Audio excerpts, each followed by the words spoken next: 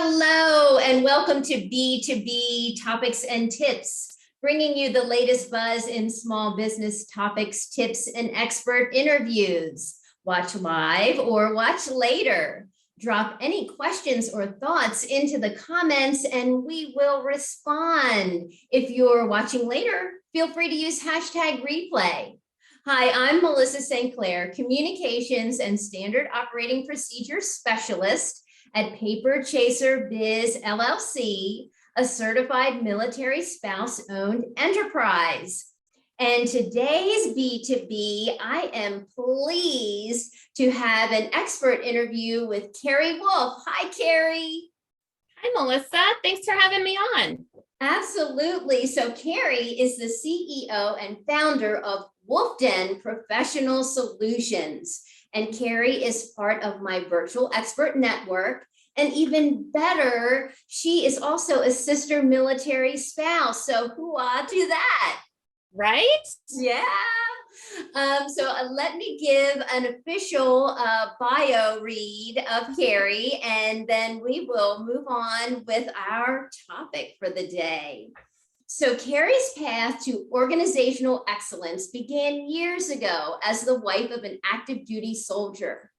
She needed to figure out how to move her family, including pets and special education needs, logistically from point A to point B in one happy to be here place.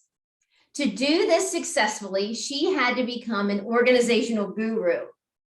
During this time, Carrie realized how much she loved developing plans, workflows, and procedures, strategies that make life easier. She has turned that love and those skills into her dream business.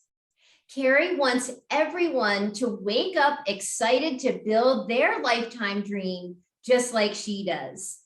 Carrie, do you have anything to add to that? I don't think so. It's, moving 5 people and 4 pets and special education needs and not losing anybody or anything.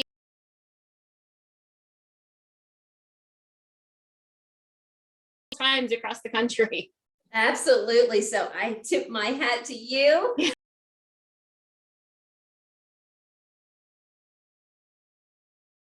A lot of great takeaways. So our topic today is, are you an inbox? So Carrie, let's get started.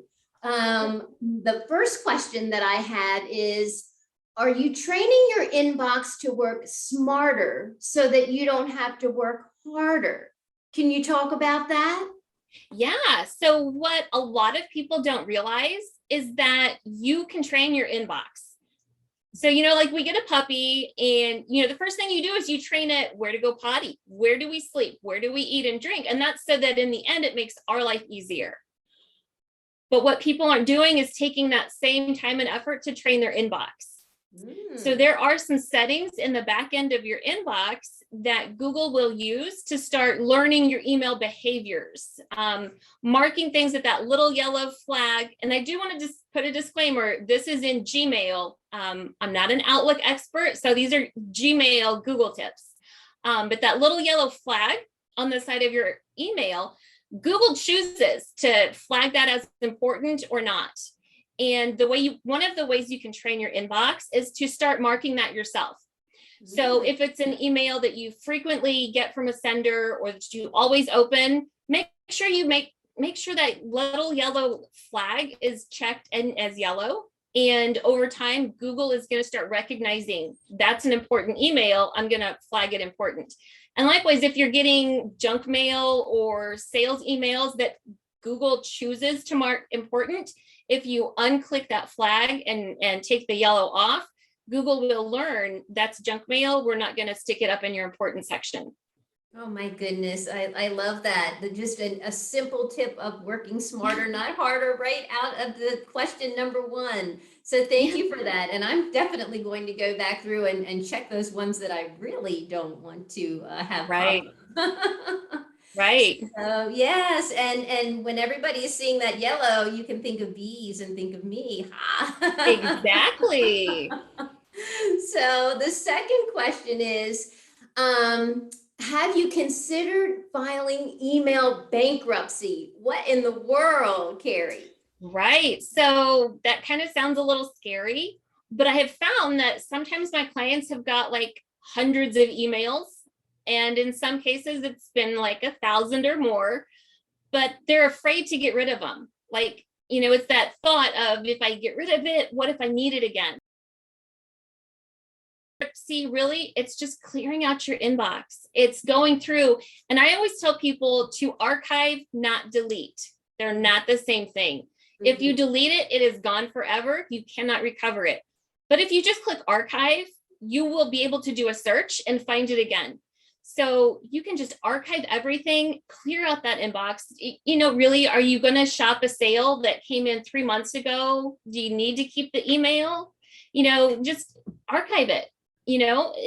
And that's really all it is. It's better control of the clutter, because if we had snail mail piling up on our counters, eventually it's going to look like an episode of Hoarders trying to get through, because you throw away the junk mail, you get rid of the stuff you don't want. But in our inbox, people tend to hold on to that for way too long. So just, make the choice. And if you're afraid to get rid of it, make one folder, label it, 2020. I've seen emails as far back as 2015. And so just make a folder, label it by the year, grab everything and shove it in that folder, out of sight, out of mind. It's there if you need it, kind of that security blanket feeling. But then it cleans your inbox up so that you don't have 3,000 emails. You don't want to open anything and have 3,000 things just staring at you in the face. Right. Oh my yeah. God. So then, as a side question, archiving still take up like storage space?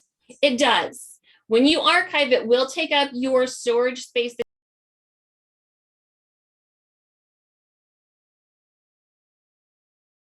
Items, stuff that is junk mail, that is completely safe to delete.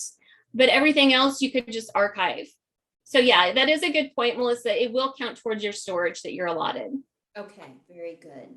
And question number 3, are you an email worrier or This is my favorite one. I am an email warrior.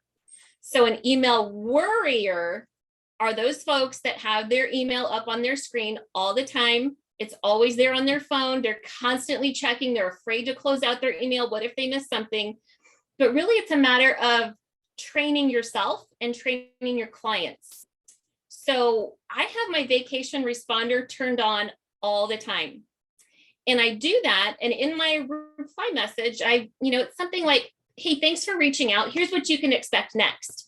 I check my inbox during a specific time, Monday through Thursday during these hours, so that I can be the most productive. I may not get to your question right away, but I will the next time I'm working in my inbox. And that really allows me to be the most productive I can be, because I don't have my inbox open, every waking minute. I block specific times on my calendar. I go in, I check it, I deal with it, and then I get rid of that tab. I don't need it. And likewise on my phone, what a lot of people find themselves doing is they're constantly checking emails on their phone, instead of playing with their kids, instead of being present in the moment. So my best suggestion for that is to take your little email icon and move it to the very back screen of your phone. Because you got to swipe through. If you got to swipe through 4 screens to get to it, you're likely not going to worry about it. And especially by using that vacation responder in conjunction with moving your app, the app icon to the back, people are going to learn that you are not going to be responding within 5 seconds. And so it trains both you and your clients to know, I'll get to your email on my schedule, not yours. I love that. And I think, as business owners, we want to be responsive to people. Right. And I think we then tend to become reactive, but I love these proactive tips that you are providing. So, that is true gold right there. I never want my clients to feel like I'm ignoring their emails.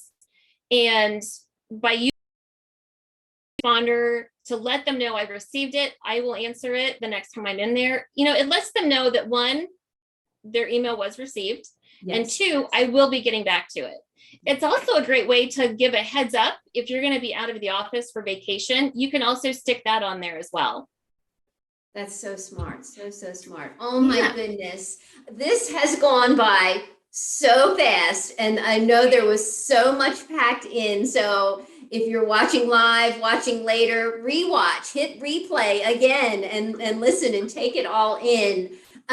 Carrie, how can viewers connect with you? Yeah, so my website is, I'm in the process of rebranding. So right now it's virtual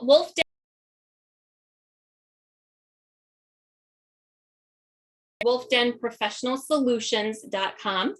I am on LinkedIn as Carrie Wulf, so you can reach out to me there as well. And I do have a gift for your viewers, Melissa. I am almost finished with my ebook, How to Achieve Email Zen. And as soon as I get that ready, I will give you the link, and you can drop the link underneath the video, and your viewers can download even more email tips and information. Oh, that is incredible. I love the title of that too, because everybody needs some serenity in their day, Right. in their business life. Oh my goodness. Yeah. So, well, this has been amazing. Carrie, thank you. I am so grateful for you joining me today. And thanks for watching out there. If you're watching later, still drop the comments in and we will check back. So, Carrie, any parting words? You know what? Don't fight the urge to purge in that inbox. That's my biggest tip. Don't fight it, just do it. That's so great. Well, thanks again, and thanks for watching. Take care. Thanks for having me.